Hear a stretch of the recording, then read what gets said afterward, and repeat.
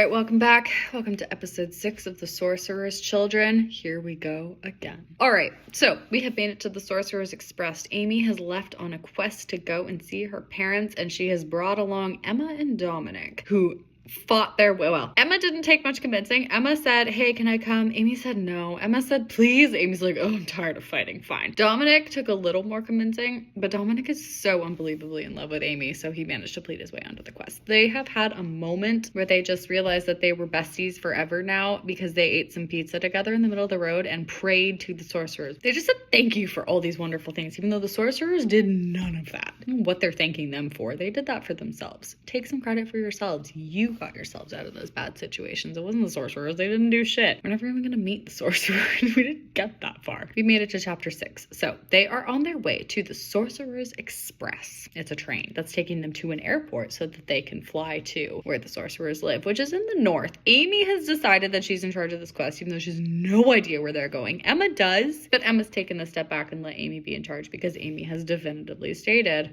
that she's in charge. Okay, chapter 6. Here we go. The Sorcerer's Express. It is a small building that was completely black. Amy's surprised because she hasn't expected it to be so small, and it's cold because she's shivering. This is another dream. It's like a little cold, dark, black train station, and there's a little tiny train. That was a dream. More people inside than Amy had expected. Emma says, come on this way, because Emma knows what to do. They go to a ticket counter, and a perky girl whose name tag says Maylene asks if she can help them. Emma says, 3 tickets for the next express. Maylene says, certainly, miss. Your names, please? She doesn't ask for money. Emma says, can we have tickets? She says, yeah, sure. Oh, ask for names. Great, says Maylene. Your train leaves in 10 minutes. They go find some seats. Emma and Dominic discuss the train. Amy looks around. The train station is odd. Okay, so the whole thing is indoors. There's train tracks through this train station. There's a hole in the wall and a hole in the other wall, and the train just comes through the station. They don't have to go outside. Amy was about to ask Emma what the tunnels were for. What do you think the tunnels are for? There's tracks. Amy's supposed to be smart, but Amy cannot figure out why there's 2 tunnels with tracks in between them. Train emerged from the first tunnel before Amy gets the chance to ask. It was small, too small to be a passenger train. I have used the wrong 2. It's too small to be a passenger train, but it is. Pulled right into the center of the station, then stopped, and a man walks up and down, pinning scraps of paper to each door, and Amy says, what's he doing? Emma says he's putting the names of people that are supposed to be in that compartment. They find a name. We have written the 3 of their names out in Bradley handwriting font. I'm not pretending that I don't change fonts for handwriting now.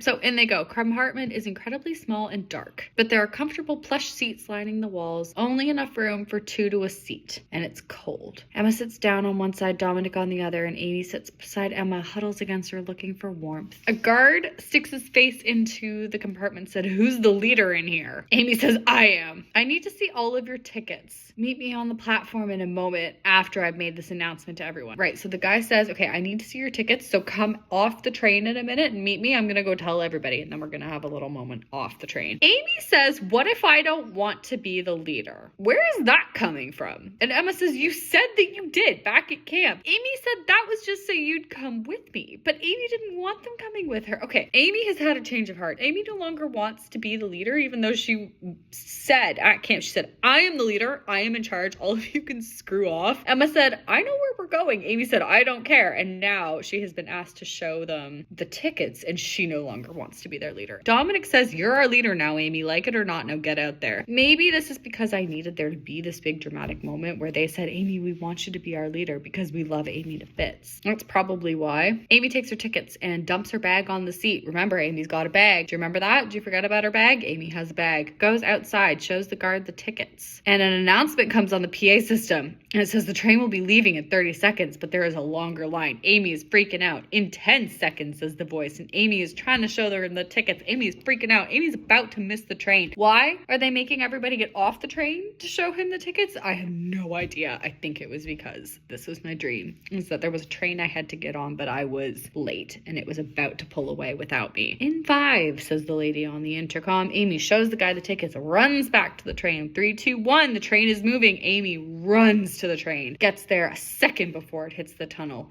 Nick of time, but Amy makes it. The train went black. So they take the train to the airport. Amy stands up. She cannot wait to get out of the car compartment because her legs are cramped. And off they go. Airport is glistening. Everything is shiny and new, and people are wheeling suitcases along the marble floor, and smooth metallic voices are ringing out from the speakers. Okay. This is now where I'm starting to realize that I've set myself up for failure, because there was this whole big thing about how Emma is the only person that knows where her parents live. But they're about to just get on a plane and go visit them. So Amy says, Emma, I thought no one knew where our parents lived. How can people go and visit them through a plane? Emma says, you can only visit them once in your life and you don't know where you are. So the whole big thing is that Emma is scarred with 2 C's. Emma is scarred from this secret that anybody can go visit them if they want to. They just don't know where they are. Emma knows where they are, but anybody can go visit them, but you can only do it once in your life. That is how I have justified this. You don't know where you are. Now hurry up. If we're lucky, we can catch the next plane. So Emma's in charge now because Emma knows what they're doing. They go to a gleaming escalator. On they go. Amy looks at a sign. It says the planes to go there depart from Terminal 1. That's probably the age I liked air. I love airports for whatever reason. Airports are something that I enjoy. We have to take an air car to the terminal, says Emma. Is that like a car that drives in the air? Asks Amy, and Emma says point for Amy south. Okay, let's go this way, says Amy, looking at a sign for the air cars. Leader. She gets off the escalator, looks over, sees a sign. She goes, we're going this way, guys. Yeah, of course you're going this way. There's a sign. They go to a platform made of glass. They are high above the ground and a road stretched out across the sky with cars in the air, flying cars. This may have been a dream. This may have just been me thinking, oh wow, we're gonna have flying cars by 2025. It is 2025. We do not have flying cars. But I think I'm probably thinking of, the kind of shuttles that go between terminals and airports. Those did exist back when I wrote this story, and those still exist now. But it's an air car. Car pulls up to the platform. Emma gets in first, then Dominic, then Amy, and Emma hands the driver some money. They didn't have to pay for their shuttles between terminals are free in airports. They didn't have to pay for their train tickets, but they have to pay for the shuttle to Terminal 1. Several hours before the plane got there. Amy is bored out of her skull. They've been playing I Spy for the past hour. Oh, it was one of her favorite pastimes. Who were you playing I Spy with in prison, Amy? Now she's bored to death. Okay, guys, enough, says Amy. And Dominic says, but I had a good one.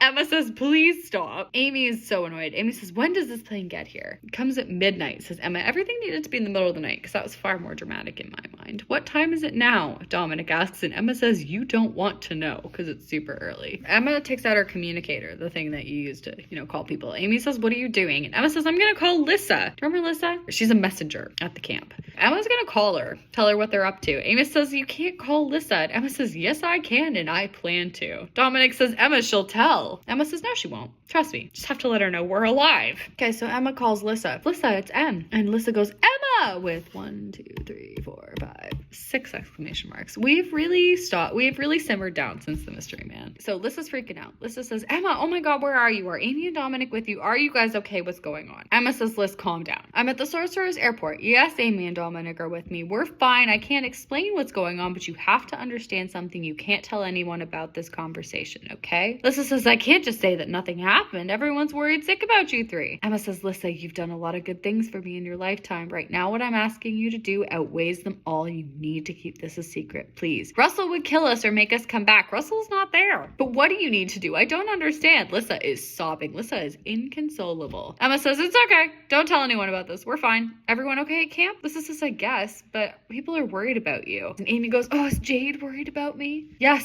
says Lissa. And so is Julia. Not Tatiana. Tatiana doesn't give a shit. Jade and Julia are worried. They thought you had a raid last night. Oh, and Amy tells Lissa, yeah, you can tell them about this. And Emma says, no, you can't. What are you guys gonna do? Lissa asked. And Emma says, Lissa, I'm sorry, but I'm hanging up now. And hangs up on Lissa. And says she won't tell. Totally convinced. I'm going to get a magazine. And we should think about food soon. You just ate pizza 2 hours ago. We probably aren't going to be having much food once we get to Mom and Dad's place. That is a lie. I can confirm there is a scene coming up later where there is absolutely, they eat food. So Emma goes to a shop. Okay, now they are in a chair. Looks around, glances at her sister's watch. It's almost midnight. Dramatic. Flight 506 to the lair of Sage and Bruno is now boarding at gate 3, so it's easy to go see these sorcerers. Amy wakes Emma and Dominic, and they go to the gate and board their flight. Okay, here's the plan, Emma says. Everyone everyone get sleep while you can. You're going to need a lot of rest for what's coming up. What's coming up? Another 5 pages is coming up. And then we didn't get further than that. It was too much. They all fall asleep. Oh, Amy has the bad dream again. Falling down a tunnel. It felt nothing like the fall to get to the village, because that one she enjoyed. This was awful. Counted the seconds till she hit the ground. 5, 4, 3, 2, 1. Her spirit's even more upset than usual. She is just freaking out. Amy wakes up on the plane. She's, oh my God. Dominic's like, are you okay? And Amy says, yeah, I'm fine. Emma says, we're here. We've made it. We're at the home of our parents. The 3 children stood up to exit the plane. That is the last full chapter. They have made it. They haven't made it because in my mind, from what I had planned, this is just where the story starts. It's not that simple. It is so not that simple, but we're at the start. I think that's the end of episode 6, and we will be back for the finale.